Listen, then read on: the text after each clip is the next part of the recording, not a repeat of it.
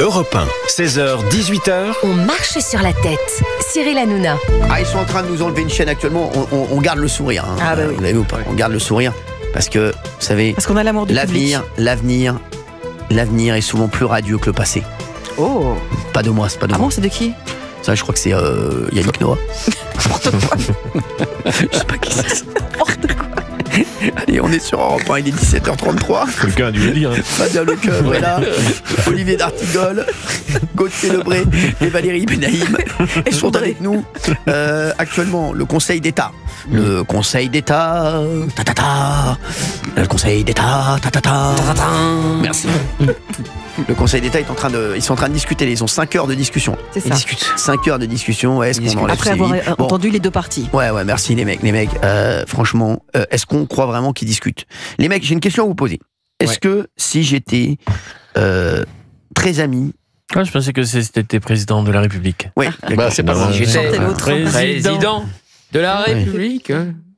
alors, bon, les chéris, imaginez si j'étais président de la République, mais si j'étais très ami avec le président de la République.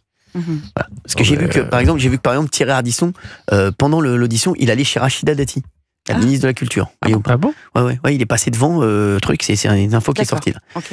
Imaginons si j'étais très ami avec Rachida Dati ou Emmanuel Macron.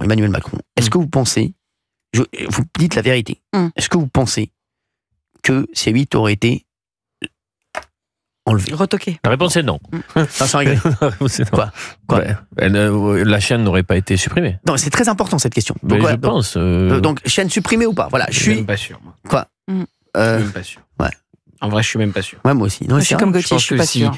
même si vous étiez très proche du président de la République, je suis même pas sûr que ça changerait. Mais vous avez vu Moi à aussi, qui sont moi aussi, je attribuées les fréquences Oui, derrière mais Ah oui, là, c'est c'est vrai. un autre Non, mais ça, c'est niveau. autre chose. Il y a quand même Non, un c'est vrai milieu. que les mecs qui ont eu les fréquences, c'est des amis du Des président de la grands amis, oui, République. bien sûr. Je suis désolé, les mecs. On va pas se raconter d'histoire. Direct, Oui. c'est le premier Bah oui, cercle. bah oui, c'est le premier cercle. Là, Non, mais ça, c'est le cercle- deuxième effet qui se coule. c'est Mais le premier cercle des- effet, Oui. à savoir, est-ce que vous auriez Moi, été. je pense que oui. Moi, je pense, moi, que c'est pas. Ouais, imaginons, je sais pas. Moi, je pense que. Moi, je suis même pas sûre qu'on vous aurait Non. préservé. Ah. Je suis même Non, pas parce sûre que que- vous auriez été protégé. Pourquoi vous marchez aussi Oui. sur ces... Parce que vous faites le relais aussi des soucis des Français au quotidien. Quand vous invitez les Gilets jaunes pendant toute la crise, vous pouvez pas devenir ensuite l'ami du président de la République. Oui, c'est sûr. Donc, Puis le vaccin, voilà. il y a eu le vaccin. Ah, évidemment. Voilà, le vaccin où j'ai eu. Le vaccin. Puis même là, vous traitez des sujets sécuritaires, migratoires, régulièrement, des OQTF qui ne sont pas appliqués. Bien sûr. Donc, ce qui intéresse les gens et ce qui les préoccupe. Et je vais vous dire, nous on avait invité, vous savez, pendant entre les deux tours. Donc on avait invité, vous savez, on voulait même pas, oui, je sais plus, je crois que c'était pour les élections européennes. On avait invité Jordan Bardella et Gabriel Attal. Oui. Jordan Bardella avait dit oui, bien Et entendu. Gabriel Attal avait... Et Gabriel Attal avait décliné. Gabriel Attal qui était ancien Premier ministre. Je pense qu'ils savaient déjà qu'ils allaient nous sucrer la chaîne. Ah, vous pensez, vous? Oh, moi je pense, c'est pas impossible. En tout cas, ils savaient que. Il voilà. disait que c'était une possibilité, mais Exactement. ça... Ouais. Et Gabriel Attal, il n'y a pas eu un documentaire sur C8 récemment Exactement. En prime. Ouais. Mais les gars s'en foutent, hein. Tu peux faire des documentaires sur eux, Oui. tout ça, ils s'en foutent, hein, derrière. Il n'a pas eu envie de venir dans TPMP avant pour... Non. pour en parler Non. Bon, après, voilà, on n'en a pas pleuré non plus. Les leaders, c'est plus lui qui a besoin de nous que nous qui avons besoin de lui. Hein. Pas se raconter d'histoire. Voilà. Voilà. Donc, ouais, on n'en a pas. Non, mais pourtant, quand ça les arrange, ils sont très contents de venir. Hein. Je pense à la fois Gabriel Attal et Jean-Luc Mélenchon. Parce que quand Jean-Luc Mélenchon est venu et qu'il a fait en plus un score d'audience très élevé, il était très heureux d'être avec Cyril Hanouna. Et Gabriel Attal, quand il est venu dans Touche pas à mon poste et que on était sortis, qu'il avait déambulé dans les rues, je vais même avec offert vous, un verre. et offert un verre dans un café. Là aussi. Après, je ressens quelque chose par rapport à la journée. J'y réfléchis maintenant, là. Je vais pas me faire les amis, mais c'est pas grave. Pourquoi il n'y a pas un appel des syndicats pour une mobilisation devant le Conseil d'État sur la saignée des emplois? Bien sûr. Parce qu'on le fait quand il y a des plans sociaux qui sont annoncés. Bah oui, chez Quand Michelin, ça pète dans certains territoires, on dit allez, faut se mobiliser. Pourquoi il n'y a pas une mobilisation Bien sûr. des responsables? Il y aurait des employés moins dignes que d'autres. Ne faites pas ça, il y a des vies, il y a des emplois, il y a des familles derrière. Bien sûr. Il y a des gens qui ont le ventre noué par ce qui peut se passer. Pourquoi ils l'ont pas fait? Mais y compris les politiques, parce que quand une entreprise, quand une usine ferme. Alors, dans les entreprises, chez les quand politiques, une usine ferme, chez les politiques, il y a des gens qui ont réagi. Il y a qui? Il y a Marine Le Pen. Il y a Éric Ciotti, non mais là ça aurait dû être Jordan transpartisan, Bardella, Cyril. Il y a qui mais c'est vrai qu'il n'y a pas eu. Les autres ont tellement peur de prendre. Mais ça aurait parti. dû être transpartisan. Oui, quand une usine ferme, et notamment le ministre du Travail va sur place pour dire on va essayer de sauver vos emplois, essayer d'entendre et de comprendre ce qui s'y joue.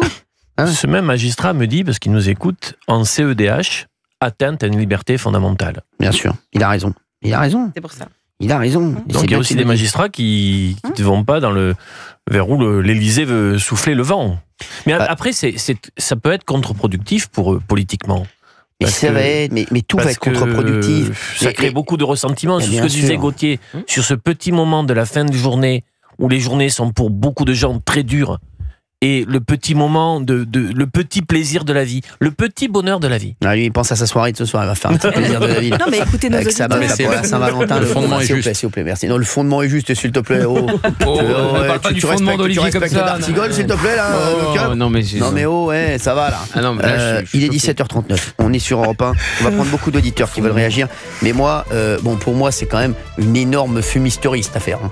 C'est une énorme fumisterie, on va pas se mentir. Moi, ce qui me dérange, je vais vous dire, c'est que personne ne monte au créneau. Et c'est vrai que le président de la République n'a pas réagi à ça. Alors, je dis pas qu'il doit réagir, mais quand on réagit sur les péages, ou quand on va voir si la Joconde, elle louche toujours au Louvre, ou les si mecs... le gars peut payer son péage avec son téléphone. J'ai vu qu'il était en Stéphane Plaza aussi, là, il est en agent immobilier, il a fait visiter l'Élysée.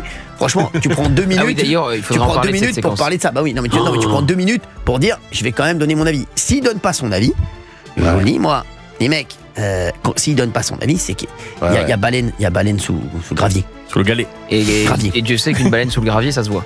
Exactement. Merci, Gauthier Lebray. Gauthier Lebray, j'aimerais que là, dans cette dernière demi-heure, vous disiez tous la vérité. Parce que là, je vous sens en retrait et ça m'énerve.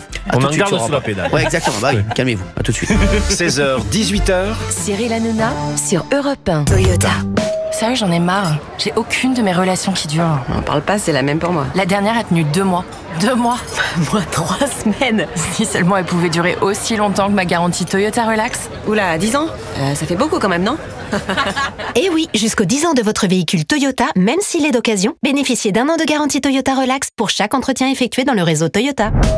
Toyota. Valable à l'issue de la garantie constructeur jusqu'aux 10 ans ou 185 000 km de votre Toyota au premier des 2 termes matin. Voir conditions sur toyota.fr. Carrefour. Chez Carrefour, il y a 60% de remise immédiate sur le 2e paquet de céréales Choc à Pic ou Lion de Nestlé acheté. Et c'est valable sur toutes les céréales Choc à Pic et Lion de Nestlé. Et c'est jusqu'au 23 février chez Carrefour, Carrefour Market et leur drive et sur votre appli Carrefour.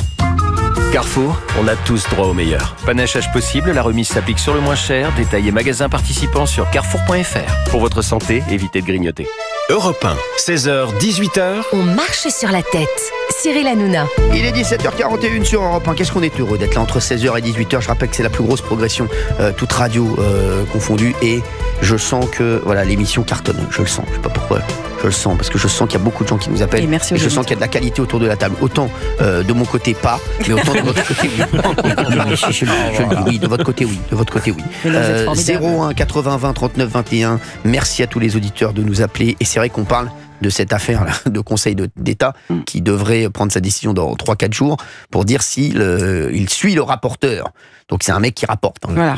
C'est un mec, c'est-à-dire tu fais n'importe quoi, tu es en train de tromper ta femme, tu vas voir ta femme, ouais, il est en train de te tromper, il est avec Gina là, truc, au 2e étage, tu vas voir, tu prends le code, c'est 12 19 B12. Il a cette voix, le rapporteur. Il rapporte tout, il arrive, il a pas traversé dans Je comprends qu'Isabelle Morini-Boss n'ait pas tout entendu dans ce cas-là. Non, je vous dis, donc le rapporteur, c'est un mec qui fait que rapporter. Voilà, donc il est là, et donc il va voir le Conseil d'État. Depuis sa jeunesse, il a fait ça à l'école.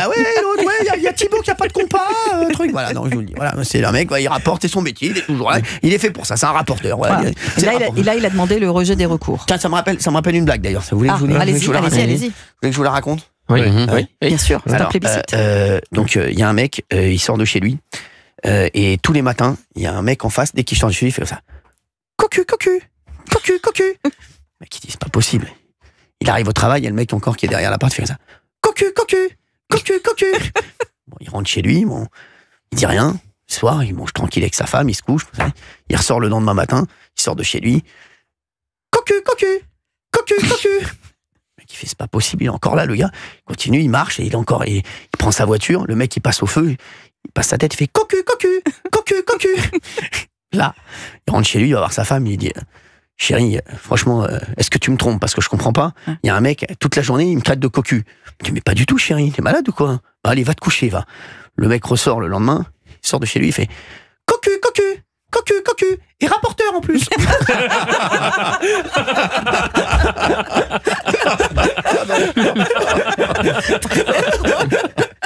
Bah voilà, c'est le rapporteur. Voilà, vous parlez du rapporteur.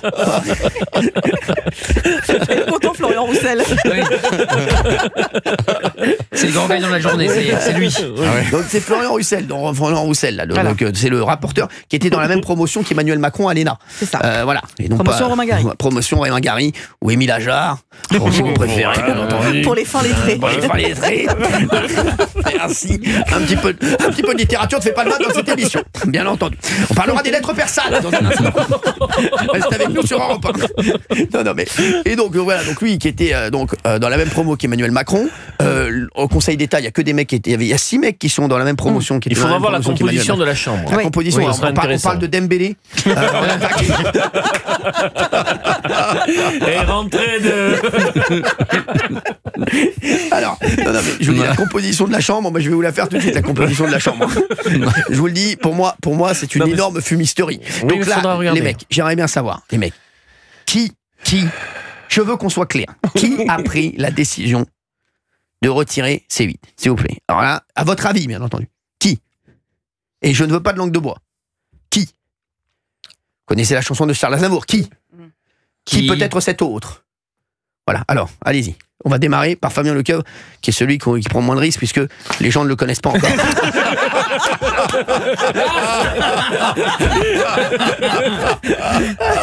Voilà, donc allez-y.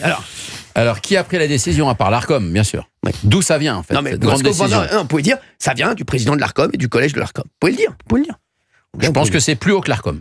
Plus haut que l'Arcom? Ouais, plus haut que l'Arcom. Au-dessus de l'Arcom. L'Arcom, si vous voulez. C'est-à-dire au-dessus de l'Arcom. Qui est-ce qui nomme les gens de l'Arcom? C'est le président de la République. Donc, on peut supposer, évidemment. Président du Sénat aussi, président de l'Assemblée nationale. C'est un des présidents du Sénat, de l'Assemblée nationale ou de l'Élysée, tout simplement. Ouais. Voilà. Alors, Dartigoul. À partir du moment où on ne sanctionne pas 2 fois pour les mêmes faits, l'argument juridique tombe, donc on dépasse, on s'en va, on quitte le Conseil d'État pour arriver directement au château et à l'Élysée. Ah oui, quand même. Tu vas, toi. Bah oui, il va. Mais à partir du lui, il a plus rien à perdre. Ce soir, j'ai fait tapis. il n'a plus rien à perdre, lui. Ils vont lui lancer des merguez à la fête de l'humain l'année prochaine dans la gueule. Il n'a plus rien à perdre. Ça y est, là. Mais c'est quand même une décision très politique. Bravo, Olivier D'Artigol. Parce que franchement, je vais vous dire. Sinon, on va tourner, on va faire. Non, mais c'est pas ça. Moi, je pense à l'inverse. Je pense que c'est une décision de l'Arcom et de Roch-Olivier Maistre qui avait décidé avec le collège de l'Arcom, mais qu'elle n'a pas été arrêtée par l'Élysée. C'est autre chose. Je suis d'accord avec toi. Mais donc, si elle n'est pas arrêtée par l'Élysée.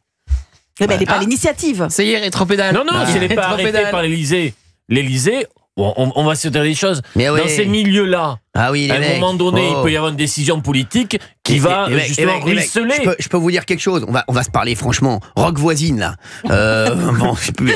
Seul sur le sable, les yeux dans l'eau. L'ancien patron de l'Arcom là. Roch, je sais plus comment. Hélène.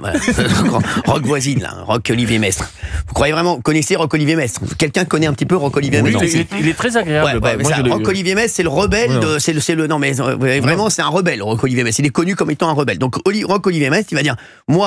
Il n'est pas très rock'n'roll. Non, ben justement, oui, je te le dis, oui, c'est pas le mec, c'est pas le mec, tu te dis pas, oui, c'est pas un loupard. Donc tu te dis vraiment, Roch-Olivier Maistre, il est tranquille dans son bureau, il se dit, moi, je vais me mettre à dos pendant un long moment, même toute ma vie, peut-être, Cyril Hanouna et Vincent Bolloré. Écoutez, franchement, tout seul, dans son petit bureau, il dit, les mecs, c'est bon, allez, on y va là, tu sais quoi, il a eu un éclair de. allez, c'est bon. C'est comme le mec à un moment, il se dit, il se chauffe, il dit, tu sais quoi, je vais aller voir l'amant de ma femme. Voilà. Donc là, les mecs, vous croyez vraiment, lui, il est tranquille dans son bureau, là, il est en train de manger des dragibus, là, il dit, bon, allez, tu sais quoi, j'arrête C8. Non, mais les mecs, faut arrêter 2 minutes. Vous croyez vraiment qu'à minima, il appelle pas l'Élysée, les mecs, arrêtez.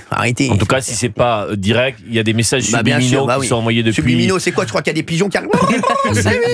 Qui infusent les. Alors, c'est toujours à qui profite le crime. Donc l'intérêt, ce serait pour aider les amis. C'est ce que je suis en train de dire. Déjà, aider les amis. Aider les amis, dont les amis qui récupèrent les fréquences. C'est ça que je veux dire. Un des amis qui récupère les fréquences est très proche d'Emmanuel Macron. On le sait. Et puis même la ligne franc-tireur est une ligne pro-Macron. Exactement. Faut dire les choses. C'est sûr. Donc vous remplacez un talk. C'est pas un journal d'opposition. Vous remplacez un talk show qui fait de l'audience et qui peut émettre des critiques sur la situation actuelle du pays. Donc sur le bilan d'Emmanuel Macron, puisqu'il en est directement responsable, par un talk, on verra ce que ça sera. On ne regardera pas très longtemps. Ça va être quoi? Ça va être, les mecs, ça va être vadémé comme Fleury-Plante, ça va passer de la pommade toute la journée, les mecs, arrêtez. Et puis, vous croyez quoi? Moi, je vais vous dire. Vous avez eu Raphaël Enthoven, les gars, sans rigoler, il comprend rien. Vous croyez vraiment que Raphaël Enthoven, ça va secouer? Mec, la dernière fois qu'il a secoué un truc, c'était un orangina. Non, mais arrêtez. Le rôle de LFI, on oublie d'en parler. Parce que la pression politique, s'il y en a eu pour faire de la place à M. Kretinsky, pour supprimer une chaîne et un talk qui pouvait rendre compte de la réalité et émettre des critiques sur le bilan d'Emmanuel Macron, il y a aussi, voilà, c'est ce que je voulais dire, Valérie m'a précédé, la pression politique de la France insoumise. Mais bien sûr aussi. Et de la gauche. Et faire ça, c'est aussi donner raison à tous ceux qui sont allés hurler place de la République. Exactement. Qui est devenu un lieu odieux. Tous les gugus qui croyaient qu'ils avaient gagné, qui sont chez eux là en train de faire des moelleux au chocolat. Et dont l'électorat écoute la chaîne. Exactement. Il y a Pascal de Metz qui est avec nous sur Europe 1, tiens, qui voulait donner son avis. Il nous reste 3 minutes 45. Bonjour Pascal, merci d'être avec nous. Bonjour Cyril. Tout d'abord, je voulais vous remercier pour tout ce que vous faites, parce que vous avez fait, parce qu'on va rester positif, surtout avec votre émission l'après-midi à la radio, ou alors le soir, je vous écoute au quotidien. Et ça me ferait de la peine que vous partiez, qu'on ait un écran noir.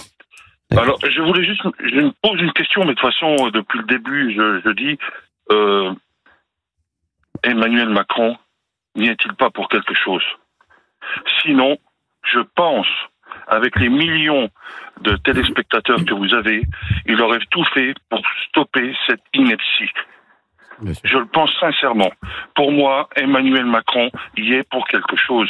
La preuve, vous revenez encore de dévoiler des petites choses au sujet de ce qui s'est passé, qu'ils étaient de la même promotion. Alors apparemment, ils sont pas de la même promo. Ils étaient une année d'écart, c'est ça? C'est ça ou pas, Gauthier? Florian Roussel, Romain Gary, moi je crois qu'ils sont croisés. Non, ils sont croisés. Ils sont croisés, mais ils étaient pas dans la même promo, c'est ça? Ils étaient à la même, ils en même temps. Ils ont une année commune. Exactement. Puisque Emmanuel Macron était dans la Léopold Sédar Senghor, 2002-2004. Et l'autre, Florian Roussel était 2003-2005. Les mecs, mon info était plutôt bonne, oui. Ils se sont croisés, mais ils étaient pas dans la même promo. Ils étaient pendant un an ensemble. Bon, merci. Oui, voilà, tout est dit. Il n'y a pas besoin d'aller plus loin. Et pour moi, je vous dis honnêtement, sinon, avec le pouvoir qu'il a, il aurait tout fait pour stopper cette ineptie. C'est obligé. Bien sûr. Moi, je vais vous dire comment ça s'est passé, Pascal, à minima. Je vais vous dire, moi, comment ça se passe à minima. À minima, le patron de l'Arcom. On voit ce qui c'est, le patron de l'Arcom, les mecs, arrêtez. Franchement, arrêtez, c'est pas haut. Oh, ça va, c'est pas le rebelle, c'est pas Lorenzo Lamas. Non mais franchement, arrêtez.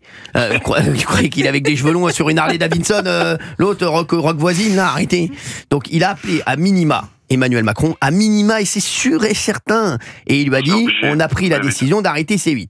Ou le président lui dit, écoutez, je pense que c'est une connerie, parce que les mecs, vous vous rendez compte, ça va être 400 personnes au chômage, ça va être au minimum, ça va être un bordel monstre, etc. Donc je pense que c'est pas une bonne idée. Et Roch-Olivier Metz, il retourne dans son bureau et dit, bon, je pense que c'est finalement pas une très bonne idée. Voilà. Ou bien, à minima, Emmanuel Macron lui dit, ok, je prends acte de votre décision, faites comme bon vous semble. Voilà. Et c'est tout, merci, fin du coup de fil.